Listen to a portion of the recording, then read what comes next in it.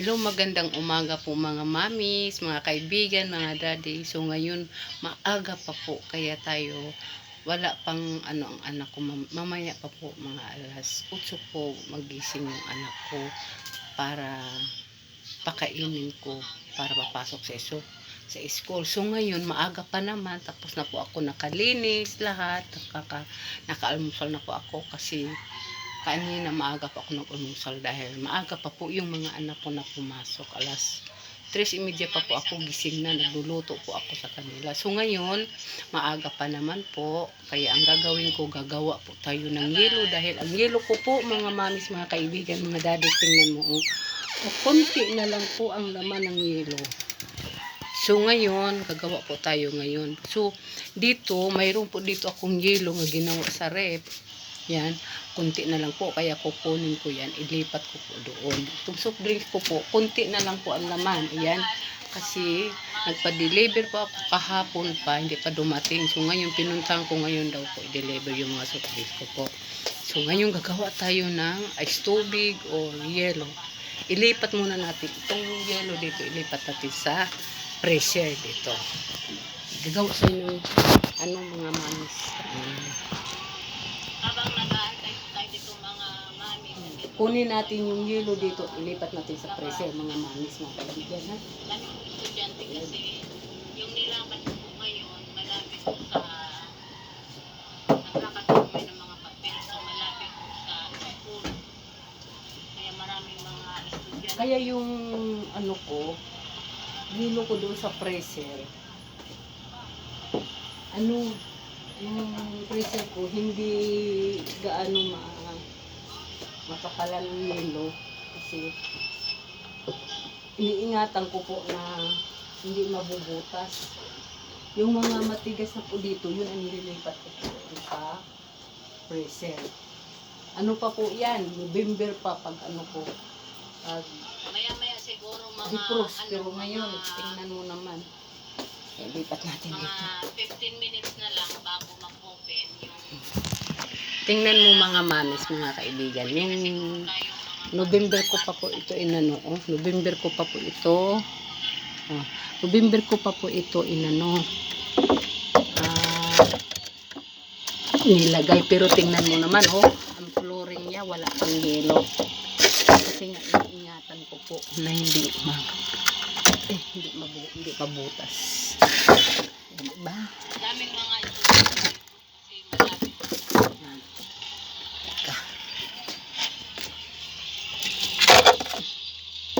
Iingatan ko to na hindi magkabutas para matagal po ang niya. Defrost. Ilang buwan na? November, December, January, February, March, April. 6 na buwan. Tingnan mo naman, wala pang yelo sa pressure ng taklorin. Sa gilid lang. Ganun. Para hindi tayo sige defrost ng defrost. Kasi pag sige tayo defrost ng defrost, mga manis, dadagdag yan sa konsumo ng kuryente, kakain ng yung ba? Ganun ba? Tama ba yun? Paki-correct nga po ako kung lagi po tayo magde-defrost. Ano po ba mga daddies, mga kaibigan? Malakas ba konsumo sa kuryente pag lagi tayo magde-defrost ng pressure or rep?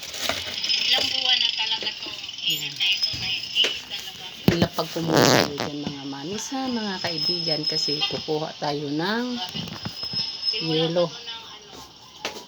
October hanggang ngayon ang init. Nagmamadali ako kasi malapit na mag-alas 8. Pero okay lang to, Pakainin ko pa po basta yung maliit. Huwag lang maulan kasi pag maulan ka talaga Magluto pa po ako ng pagkain yan. Pero pag ganito, TTS lang na night. Magdala ka lang ng payo. Okay na. Inom tubig kasi mainit. Ilipat natin ito para mag-stock tayo ng yelo. Mabili ang yelo ngayon. Pati ice tubig mga manis, mabilis po sa mga bata.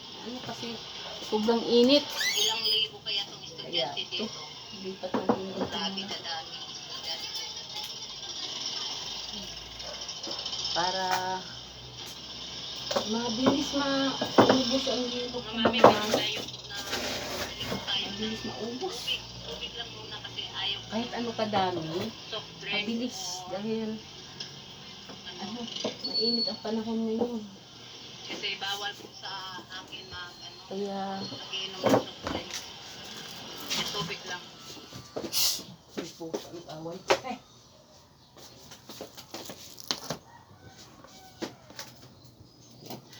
si, uy, kat-kat. Huwag ka dyan, kat-kat. Madali tayo para makagawa pa tayo kasi malapit na mag-alas 8. Pakainin na po natin yung estudyante natin natin.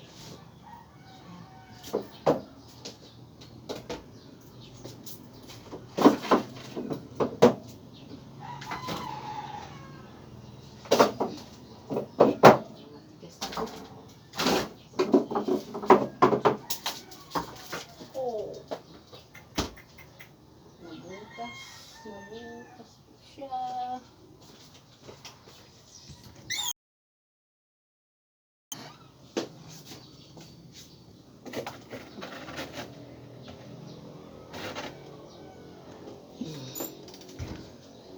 Susungkitin natin ang kutsara. Kasi matigas po kasi. Pero ingatan natin pag sungkit kasi baka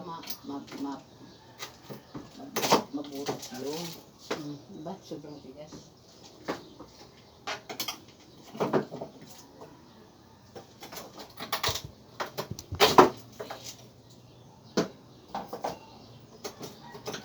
Ay nako. Mga mamis, mga kaibigan, alam mo ba ang ano namin, ang bill namin sa kuryente. Speaking of kuryente, mga mamis, mga kaibigan, mga daddies, Diyos ko, mapaaray ka. Dati, yung walang patay-patay, mga mamis, mga daddies, yung aircon namin, araw-gabi. Diyos ko, ang kuryente namin, alam mo ba magkano? 7,000 to 8,000 a month. Mamulubi ka talaga sa laki ng bayarin sa kuryente. So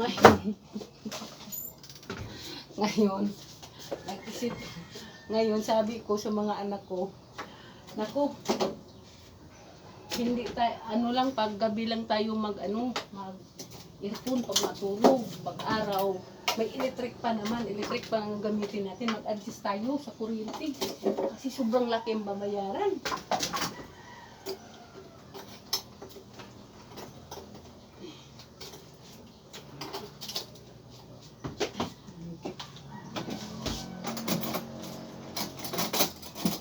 Kaya ang ginawa namin, mga mamis, mga kaibigan, mga daddies, hanap ako ng medyo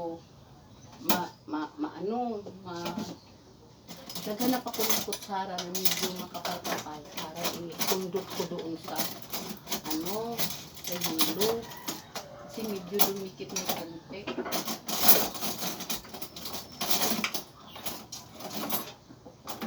Iwan ko nasaan na.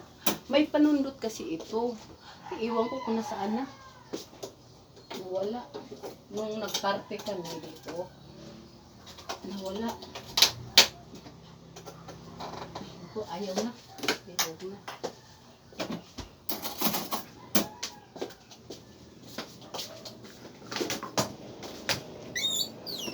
Yang ginawa namin, nagbawas kami ng gamit. Tipid kami sa gamit. Ang aircon,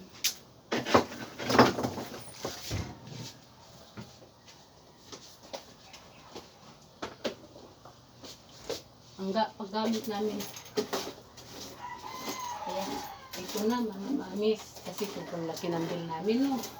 Ang ginawa namin, tuwing gabi na lang kami magpa-aircon. Tapos pag-araw, electric fan. Kasi may mga electric fan naman kami bawat kwarto. Kahit yung nilagyan ng aircon, may electric fan pa po yan. Kaya yun,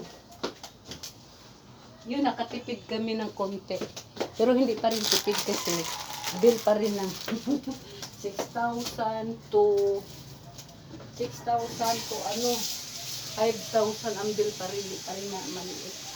Pero okay na lang at magulubos bawasan. Kasi kung di rin tayo gagamit din ng gamit na kukonsumo ng kuryente. Wala din. Kagaya nito, gagawa lagay tayo, paandalin natin ang rep. O, dito konsumo din yan. Lansa, para sa estudyante. Gagawa tayo ng yelo. Habang wala kang ano. Pag ginising yung isang maliit po.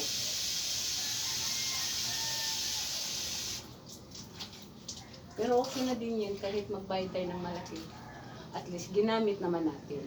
Kasi kung di tayo magbabayad ng kuryente, di tayo gagamit ng ano. Meralco. Wala choice. Ang gagawin na lang natin, magsipag na lang para magkaroon tayo ng income para may pambayad tayo sa kuryente. Kasi kung di tayo magbabayad ng kuryente, madilim ang paningin natin. O diba, mga mamis, ganun lang din. Diyan lang muna kayo mga mamis, mga kaibigan na, gagawa muna ako ng yelo. Kasi malapit ng alas 8, bitirin ko na yung maliit.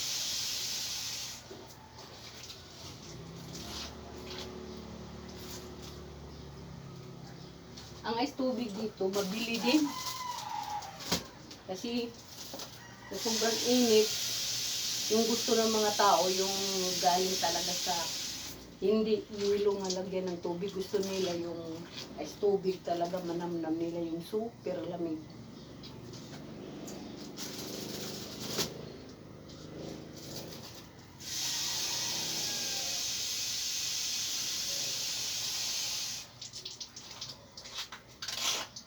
Pinuntahan ko po doon yung pinadeliver kong soft drinks kasi kahapon pa yon.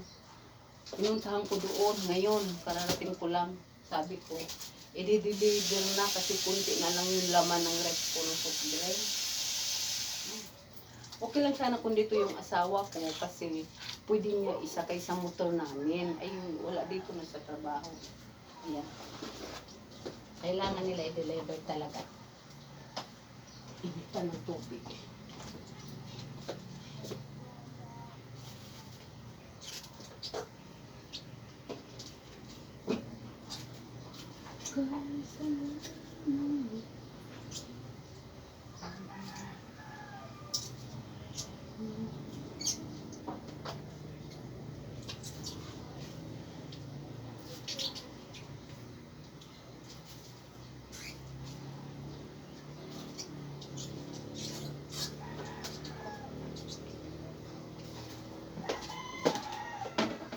Alam niyo mga mamis, mga daddies, mga kaibigan, magising ako ng madaling araw, alas 3:30 pa po. Ganon ka, aga. Dahil paggising ko, magluluto ako ng kanin para babaunin ng mga anak ko papasok. Pagkatapos luto ng kanin, magluluto pa ako ng ulam para mabaon din nila. Kaya tamang-tama, mga 5 o'clock ng umaga, tapos na po ako pagluto. Kaya makaalis na sila ng maaga. Kailangan talaga sakripisyo para tulong-tulong ba. Ako, tutulong ako sa mga anak ko para mayroon silang pagpasok nila, may mabaon sila. Ang mga anak ko rin, nagtatrabaho. Pagod, pag maaga matulog, at pag gising nila, mayroon na silang pagkain, mabaon, mayroon na silang mainit na tubig, panligo, ganun.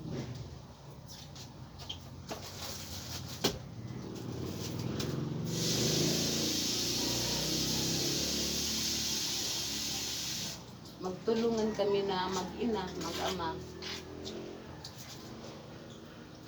Kaya malapit na lang. Yun talaga sinasabi ko sa mga anak ko. Magsipag sila, magsikap. Kasi para lang din yan sa kanila, hindi para sa amin.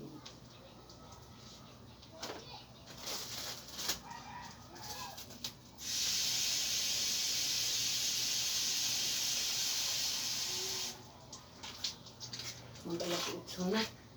Mamaya na siguro ko tapusin mga mamis paggawa. Kasi mag-alas 8 na. Magluluto pa ako ng ulam ng maliit ko. Alam niyo ba mga mamis, ang ulam ng anak ko maliit? Mapili masyado yan. Hindi kakain ng karne, hindi kakain ng manok.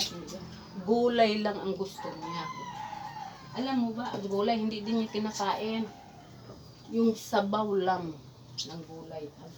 Gusto niya kakainin. Sabaw. Ay, Hi! yung kulang ko sa Yung kahapon. Thank you. So, ngayon, magluluto na po tayo ng gulay ng anak ko.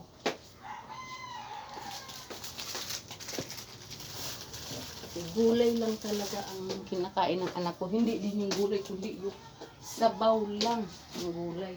Ewan ko ba itong anak ko? Yun o.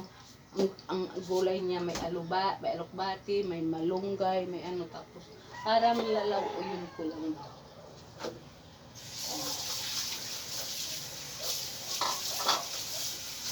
Kahit ano kasarap pa dyan na ulam, kahit mga binibili kami ng lechon manok, hindi talaga siya kakain ng mami. Kasi vegetarian daw siya.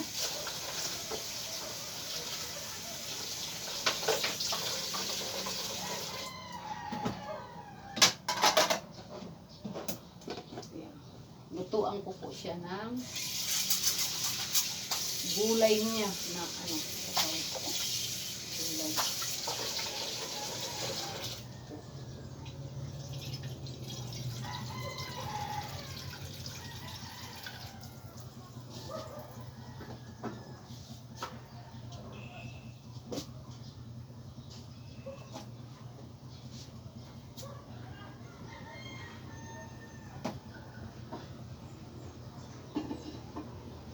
Ang gulay niya, isang kainan lang niya. Mamaya na naman tanghali, isa na naman. Iba na naman. Gulay pa rin. Iodize ang tinitimpla ko po.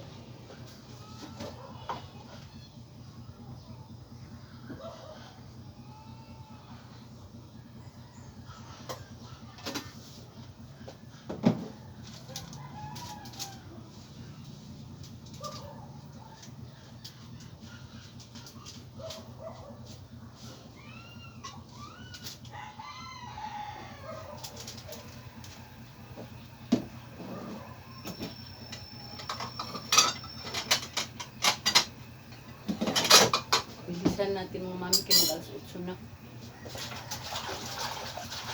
Ang bagal pa naman yung pag kumain, sinusubuan ko pa.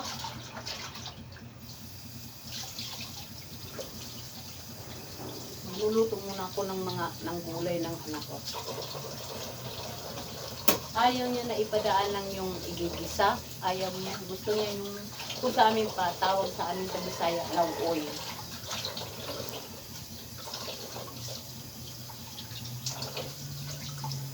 Yun ang gusto niyang luto, parang lauoy. Ayaw niya na igisa.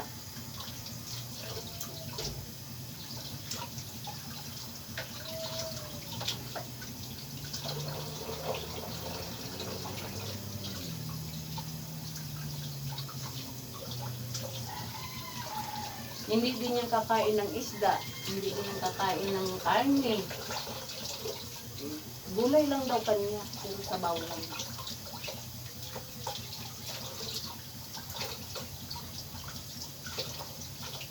Tapos,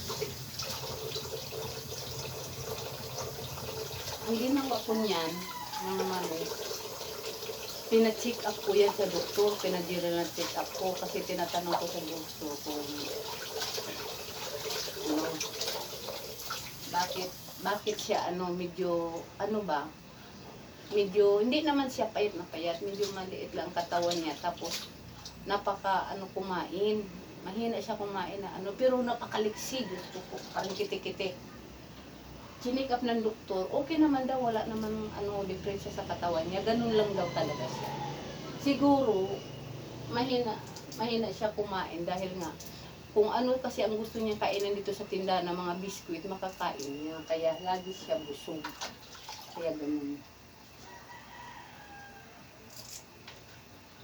Kasi pag maramdaman niya ng gutom, siguro, pag di patingkain namin ng almusal, tanghali, hapunan, kukuha lang siya dun sa tindahan ng mga biskwit, mga juice, iinom siya. Kaya yun. Kaya pagdating sa pagkain na, hindi na siya gaano.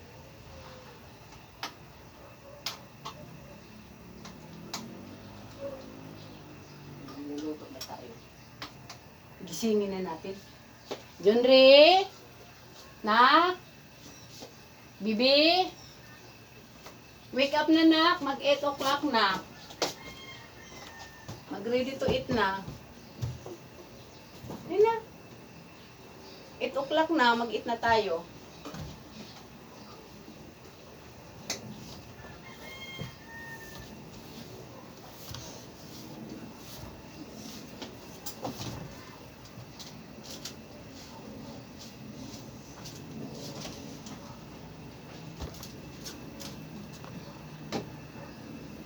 Huwag ka dumaan dyan. Huwag ka dumaan.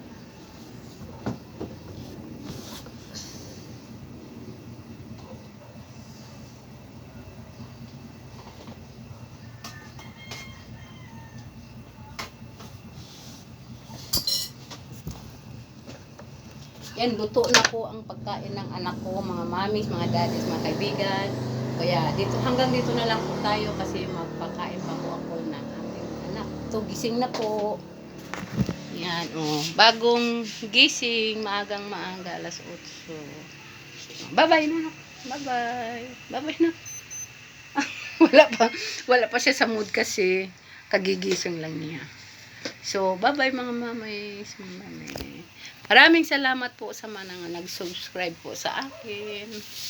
Bye-bye.